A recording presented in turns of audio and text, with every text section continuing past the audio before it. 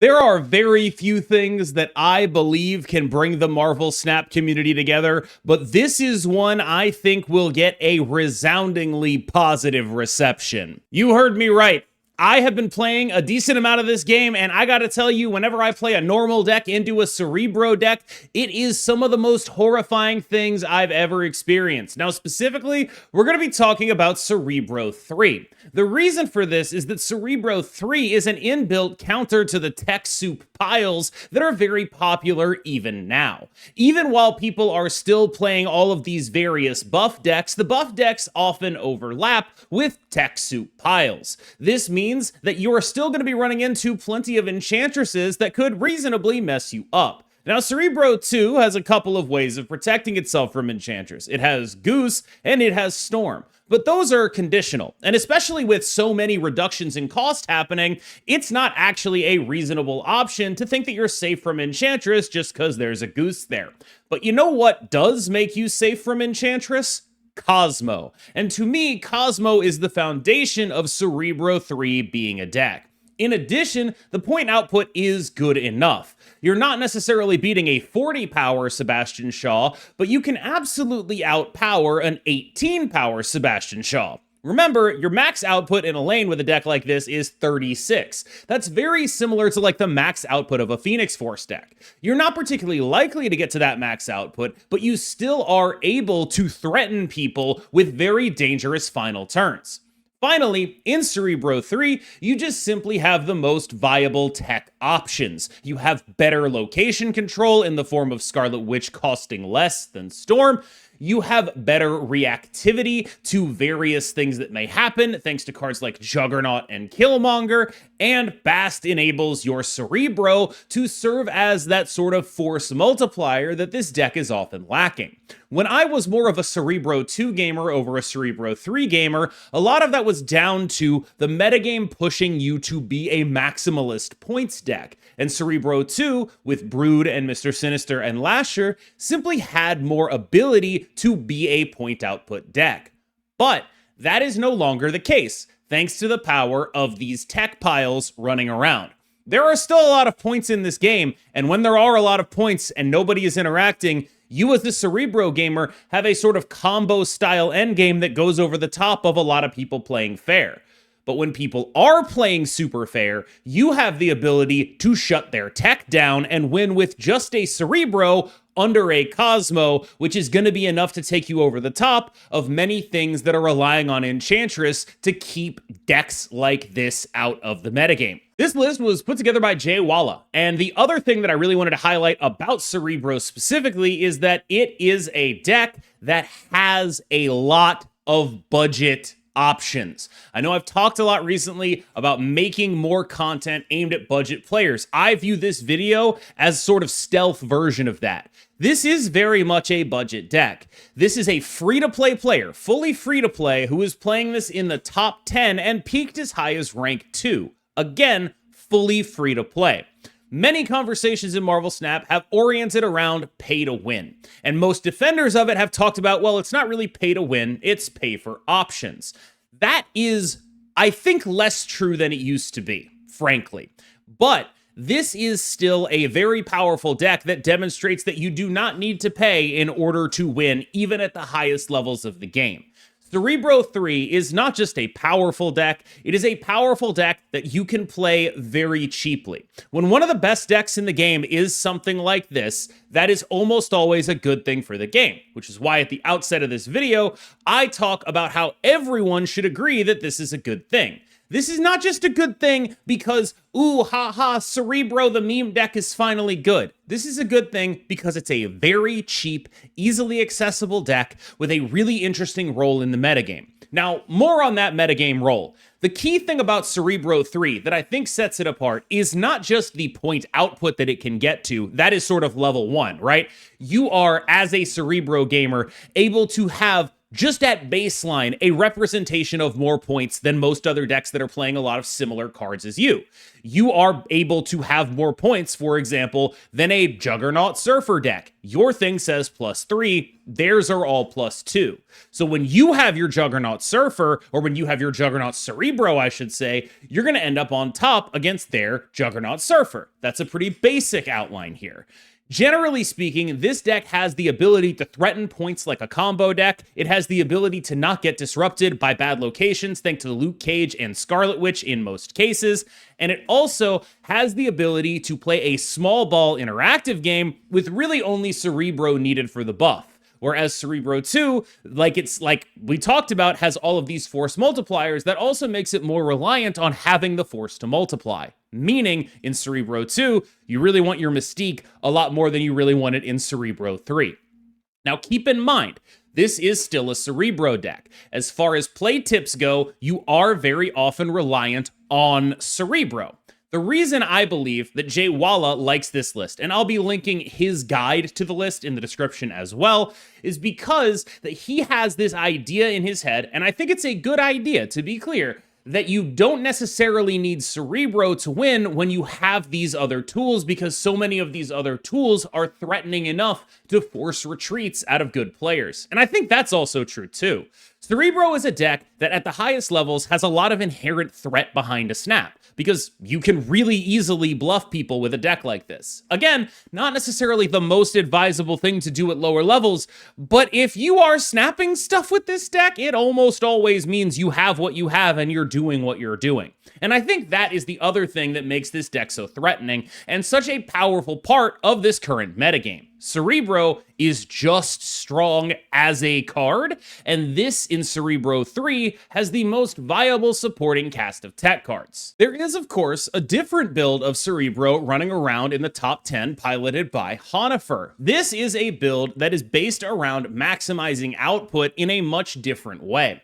First things first, you'll notice that there's a magic in here. Longtime viewers will be aware that I'm not really a big fan of magic. I haven't really enjoyed magic in this game very much because it makes you so vulnerable to location changes. But one of the things that this is doing is taking advantage of the fact that many decks that were previously playing Merlin are now experimenting with the new hot toy on the block, Mr. Fantastic First Steps. He takes up a slot that would otherwise be going to a card like Merlin in many decks where people are still trying to figure out what the best version of the twos package is.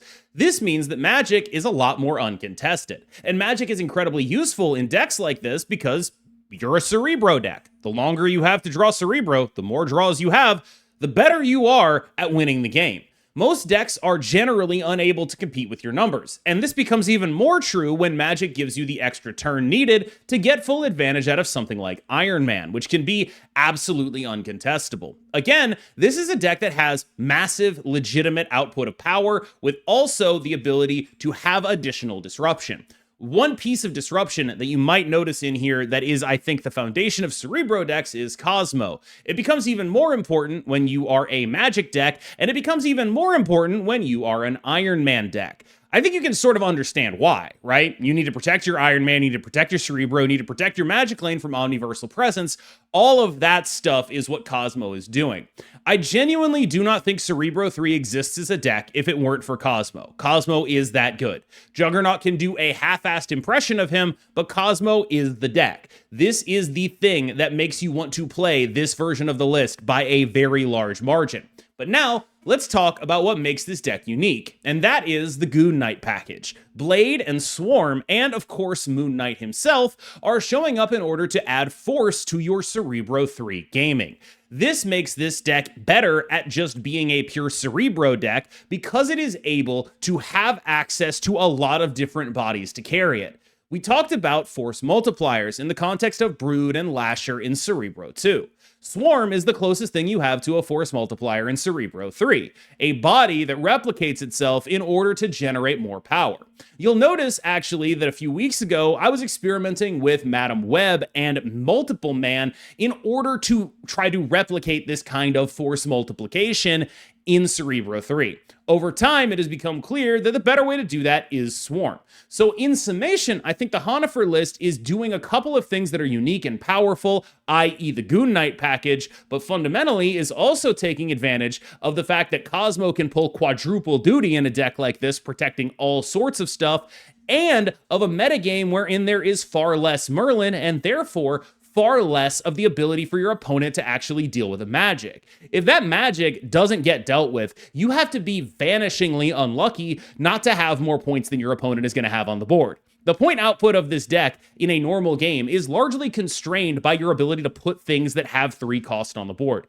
This version of the deck will, or 3 power, I should say, this version of the deck will put the entire board full of 3 power stuff, and then also probably an Iron Man, and you will have to deal with it. It just outstats people. It is a pure Mr. Negative style combo deck. It is able to be that. But it doesn't need to have its Mr. Negative by turn 4. It can draw its Mr. Negative on turn 7 and still absolutely dominate the game with vast amounts of uninteractable points. That is what Cerebro is bringing to the table right now. I wanted to touch on why I wanted to do a video like this. I am trying to be a bit more of a source of positivity. I don't think anyone really wants to watch a Marvel Snap YouTube channel where all it is the guy who makes money off Marvel Snap complaining about the game that he makes money off of. I really don't want to be that, and I don't want to fall into that trap. I do think that some of the things that Second Dinner does and some of the decisions that they make deserve criticism, and I will continue to criticize them when I do.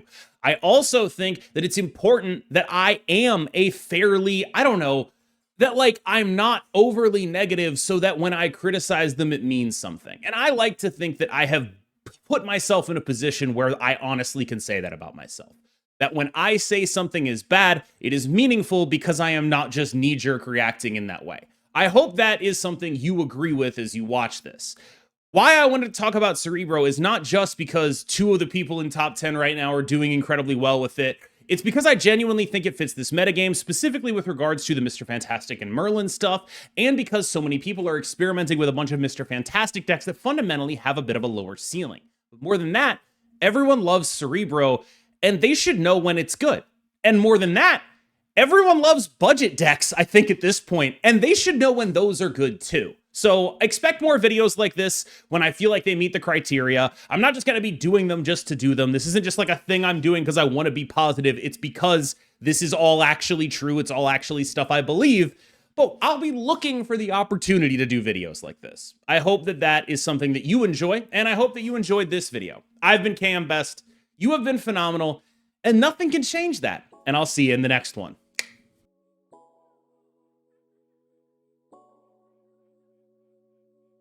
What was Splat doing again? Oh, I remember.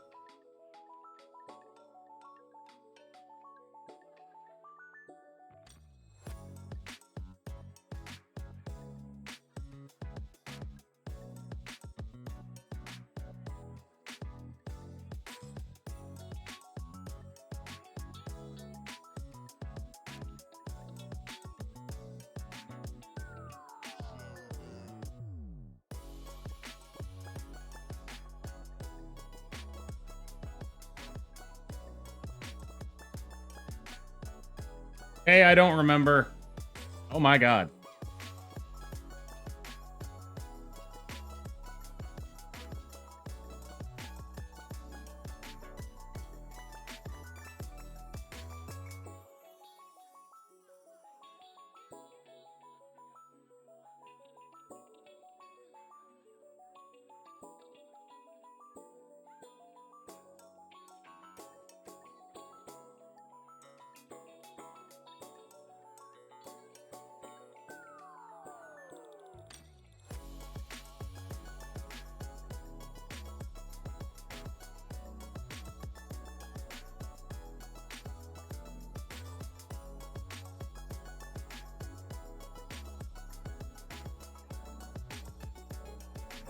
We're terrified of the Red Hulk being pulled.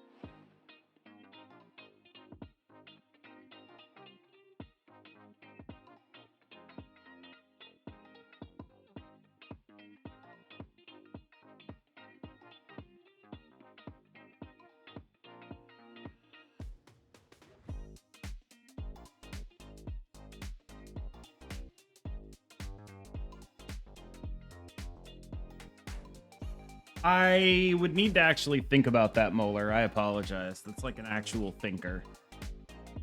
I can't just rip that one.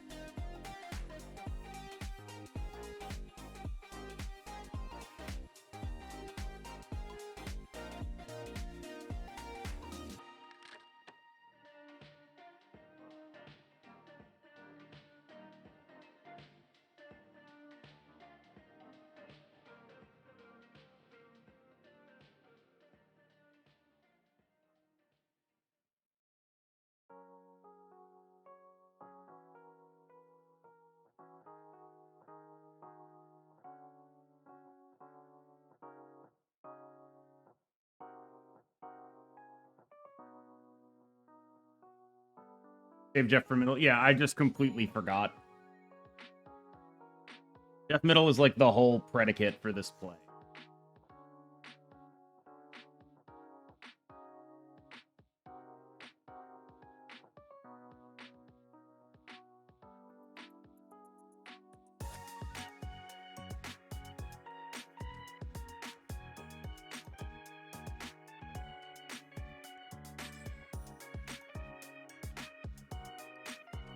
They're like, oh, your Herbie's winning. Wrong.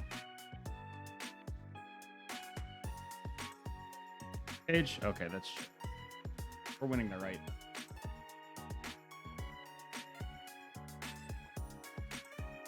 They got Cerebro'd.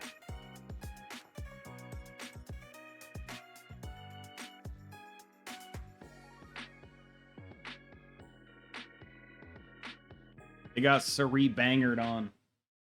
There are no bots